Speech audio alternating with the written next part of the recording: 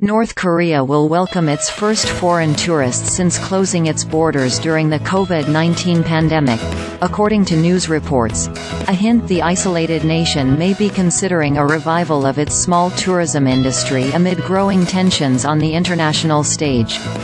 The trip comes amid growing military and political ties between Moscow and Pyongyang, including a rare trip abroad for North Korean leader Kim Jong Un to meet his Russian counterpart Vladimir Putin.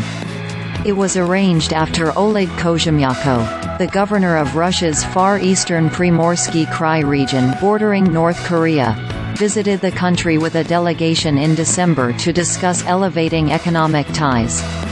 He reportedly visited the Masikryong Ski Resort as part of the trip, and afterwards the region said it wants to create more travel routes between the two nations.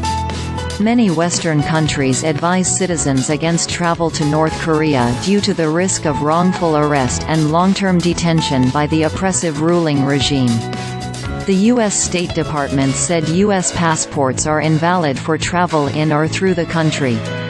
Simon Cockerell, general manager of Koryo Tours, a Beijing-based company specializing on travel to North Korea that is not involved with this trip, told Reuters news of the upcoming trip is a good sign for tourism in the country.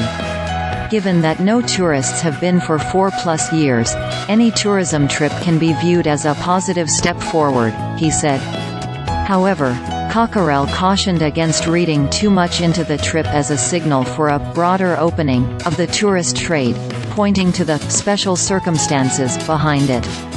North Korea is slated to host a football match for the Paris 2024 Olympics on February 24 at Pyongyang's Kim Il-sung Stadium.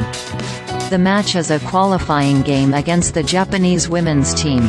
Should the game go ahead, it would mark the big international sporting event hosted in the country since the pandemic and the first time Pyongyang has allowed foreign athletes into the country since closing its borders.